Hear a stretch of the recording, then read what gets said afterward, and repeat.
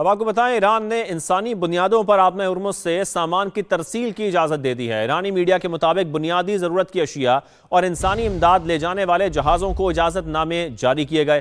ایرانی بندرگاہوں یا بحیرہ عمان میں موجود جہازوں کو آمد و رفت ممکن ہو سکے گی۔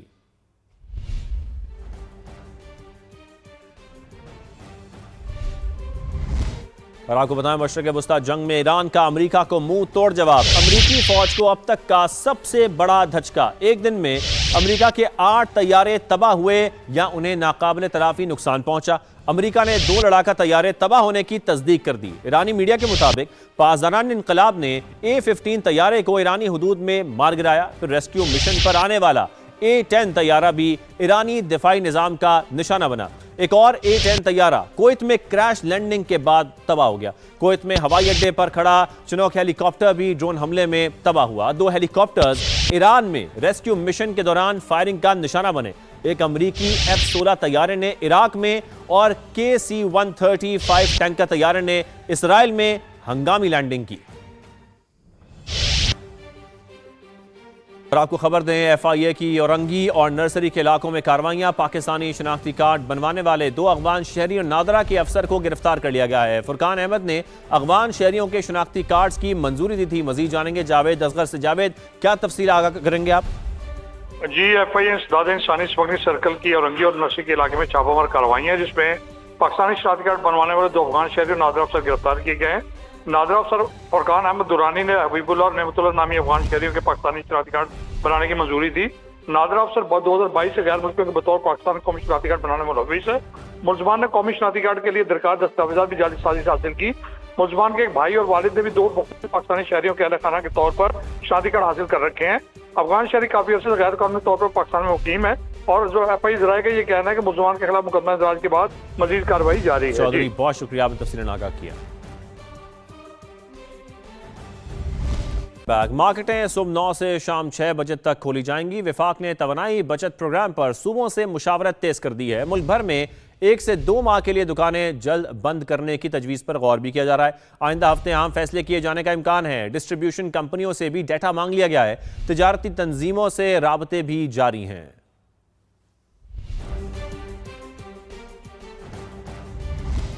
اور بلوچستان میں پیر سے رات 8 بجے بازار بند، شادی ہال اور ہوٹل 10 بجے تک کھلے رہیں گے۔ وزیر داخلہ بلوچستان سرفراز بگٹی کی پریس کانفرنس، کہا ٹرانسپورٹ فری کر رہے ہیں۔ 15 دن تک گاڑیاں رجسٹرڈ کرانے والوں سے رجسٹریشن فیس نہیں لی جائے گی۔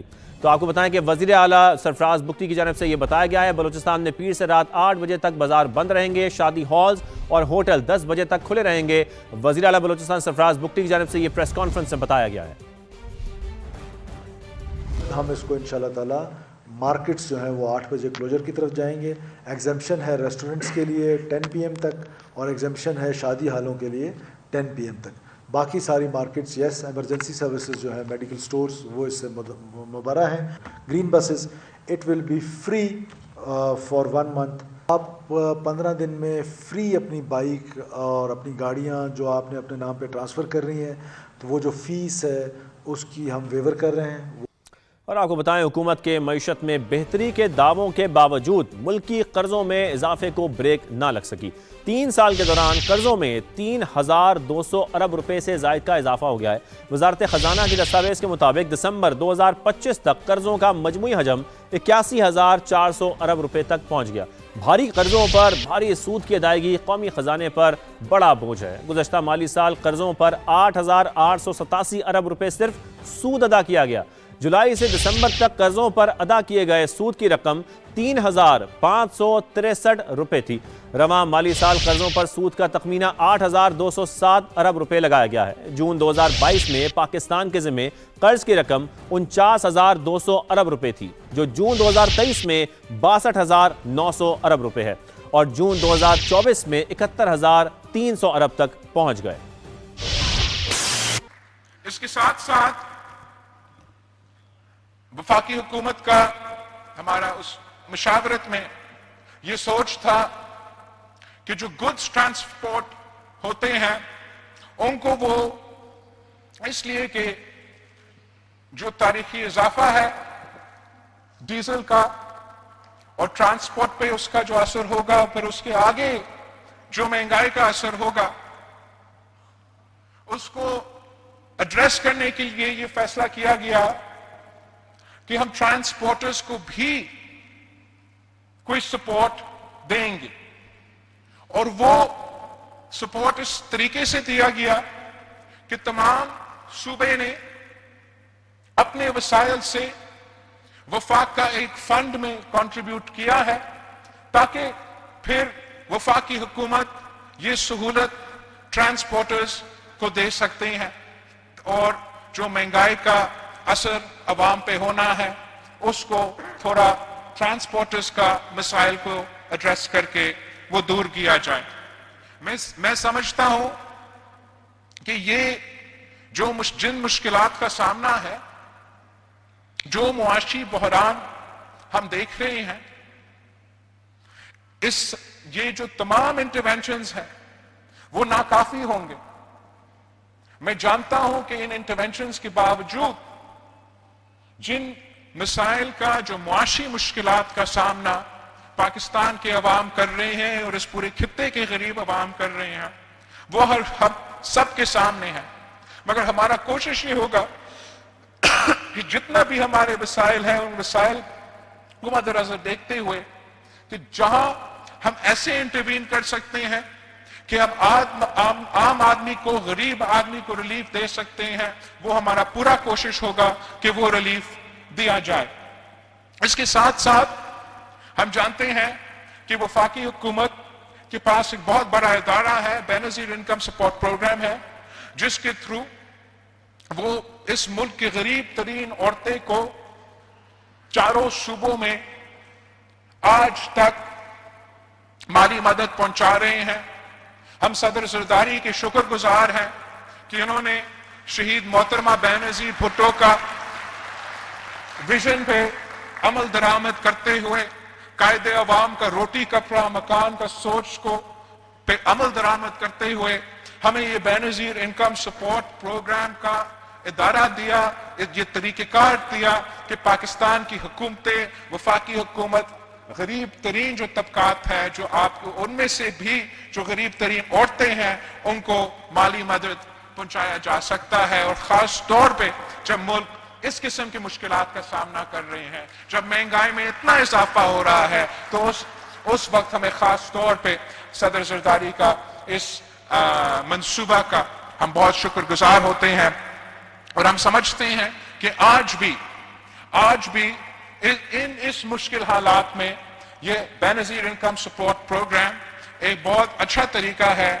کہ اگر مالی سپورٹ حکومت عوام تک پہنچانا چاہتا ہے تو سب سے زیادہ ٹرانسپیرنٹ طریقہ ہے، واحد طریقہ ہے جس کا سب سے زیادہ بینیفیشریز ملک بھر میں، ہر صوبے کے ہر ڈسٹرکٹ میں ان کی بینیفیشریز موجود ہے۔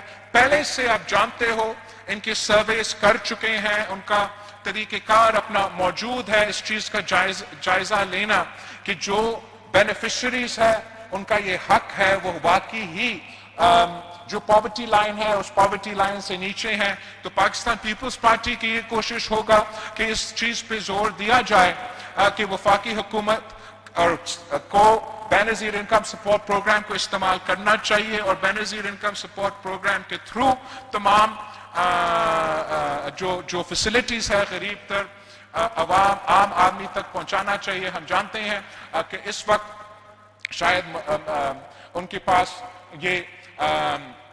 یہ فسکل سپیس موجود نہیں کہ وہ فوری طور پہ بے نظیر انکم سپورٹ پروگرام میں اضافہ کیا جائے اور عام آدمی کو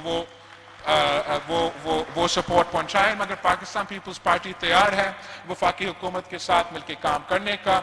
ہم اس حد تک تیار ہیں کہ اگر وفاقی حکومت یہ فیصلہ کرے کہ انہوں نے وقت سے پہلے ایک منی بجٹ لے کر آنا ہے جس میں ہم پھر یہ بے نظیر انکم سپورٹ پروگرام کا جو سہولت ہے عام آدمی کے لیے اس مشکل وقت میں جب مہنگائی عروج پر ہے، تو ہم اس حد تک جانے کے لیے تیار ہے، مگر ہم سمجھتے ہیں کہ ہمیں کوشش کرنا چاہیے کہ ہم اس قسم کا فیسلٹیز کو استعمال کریں اور عوام تک ریلیف پہنچائیں. ہم سمجھتے ہیں, ہم جانتے ہیں, ہم احساس کرتے ہیں کہ یہ سب کے لیے مشکل وقت ہے, مگر اگر اس مشکل وقت میں پاکستان کو وفاقی حکومت کو اپنا وسائل استعمال کرنا پڑ رہا ہے, صوبائی حکومتوں کو اپنا وسائل استعمال کرنا پڑ رہا ہے, تو اس وسائل کا استعمال اس ملک کے غریب, اس ملک کا کسان, اس ملک کا مزدور کے سب سے پہلے حق ان کا ہونا چاہیے. اور ویسے ہی ہمیں اپنا جو ریلیف کا انٹرونشنز ہے ان کو استعمال کرنا چاہیے.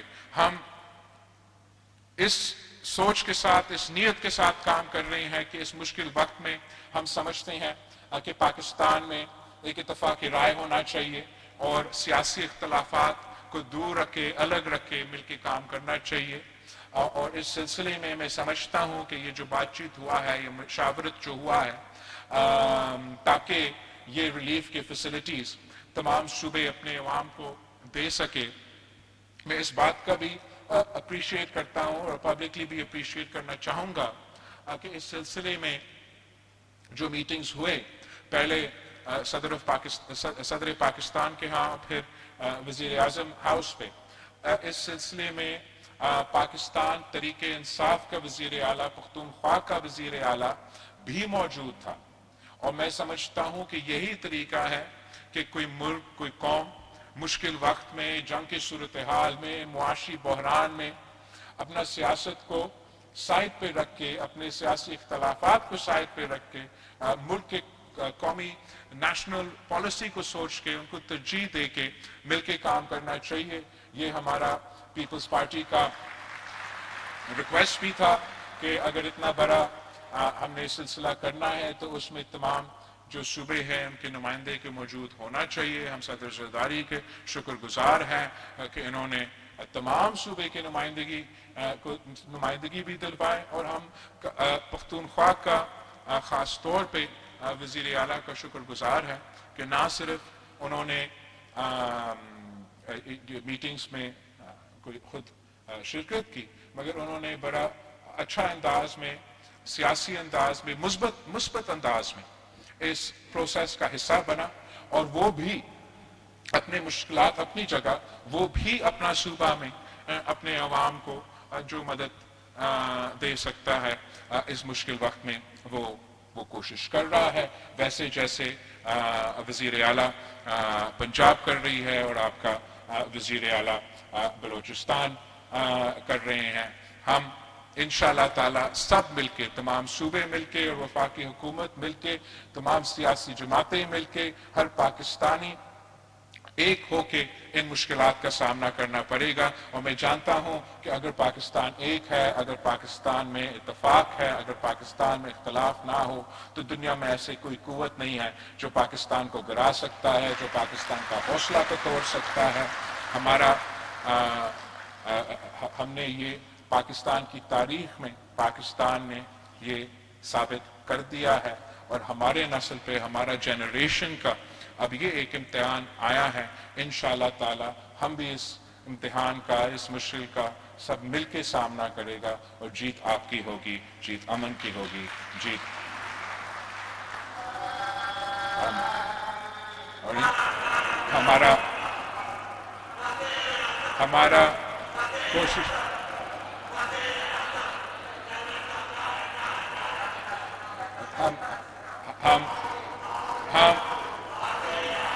میں آپ سب کا بہت شکر گزار ہوں. ویسے ہر سال ہمارا قائد عوام شہید ذوالفقار علی بھٹو کا برسی ہوتا ہے, اور شہید محترمہ شہید محترمہ بینظیر بھٹو کی شہادت بھی منایا جاتا ہے. اور ہر بار میرا لاڑکانوں اور کمبر شداد کوٹ کی جو تنظیم ہے, آپ میزبان ہوتے ہیں, اور آپ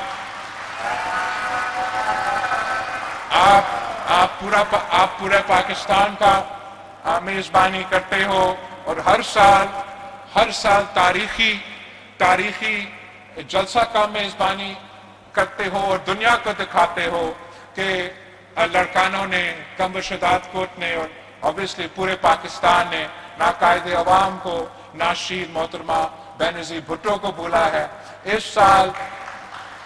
इस साल इन तमाम मुश्किलात की वजह से मैं सिर्फ अपने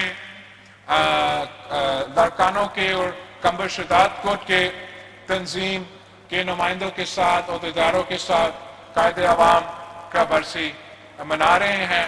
उम्मीद है, दुआ है कि शहीद मोहतरमा बेनज़ीर भुट्टो की शहादत की बरसी जो दिसंबर में मनाया जाएगा, हमारा दुआ है कि तब तक इस किस्म के हालात ना हो, जंग का सूरत हाल ना हो, और जो मुआशी मुश्किलात है जिसकी वजह से हर पाकिस्तानी, आम पाकिस्तानी इस वक्त मुश्किल में है, वो भी मुआशी मुश्किलात ख़त्म हो जाए। अब सबका बहुत बहुत शुक्रिया। हमेशा की तरह जिए Bhutto.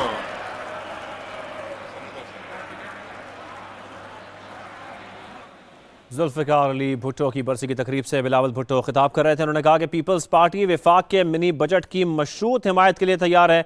Benazir income support programme के जरिए गरीबों को माली मदद दी जाए। इसके साथ साथ उन्होंने कहा कि इत्तेहाद हो तो कुछ नहीं बिगाड़ सकती। तो पीपल्स पार्टी वफाक के मिनी बजट की मशरूत हिमायत के लिए तैयार है, बिलावल भुट्टो ने अपने खिताब में ये कहा है। इसके साथ साथ उन्होंने कहा कि बेनज़ीर इनकम सपोर्ट प्रोग्राम के जरिए गरीबों को माली मदद दी जाए। बिलावल भुट्टो तकरीब से खिताब कर रहे हैं। इसके साथ साथ आपको ये भी बताएं कि उन्होंने कहा कि मशरक़ वस्ता की जंग के असरात हर पाकिस्तानी पर पड़ रहे हैं। बिलावल भुट्टो ने कहा कि ईरान के खिलाफ जारियत की मजम्मत करते हैं। जंग के असरात ने पूरी दुनिया को अपनी लपेट में लिया। हम समझते हैं जंग किसी मसले का हल नहीं है। बिलावल भुट्टो ने अपने खिताब में यह भी कहा कि जंगों में आम आदमी का नुकसान होता है।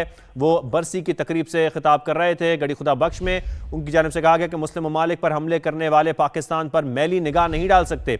पाकिस्तान की मजबूती की वजह शहीद जुल्फ़िकार अली भुट्टो का बनाया हुआ एटमी प्रोग्राम है। इसके साथ उन्होंने कहा कि कुछ कुव्वतें नफरत और तकसीम की सियासत पर यकीन रखती हैं। पीपल्स पार्टी की सियासत मुल्क को इकट्ठा करने की कर रही है। जुल्फ़िकार अली भुट्टो, आपको बताएं कि इस बरसी की तकरीब में बिलावल भुट्टो ने खिताब करते हुए कहा कि शहीद जुल्फ़िकार अली भुट्टो का सियासी नज़रिया मुल्क के अवाम के लिए था। अवाम वफाकी और सूबाई हुकूमतों की मुश्किलात जानते हैं। वफाकी हुकूमत और सूबों ने मिलकर मसाइल के हल के लिए काम किया। बिलावल भुट्टो ने कहा कि हम समझते हैं जंग किसी मसले का हल नहीं है। जंग के मुआशी असरात की वजह से अवाम पर बोझ पड़ा। बिलावल भुट्टो ने मज़ीद कहा कि मालूम नहीं कब तक मुश्किलात का सामना करना पड़े।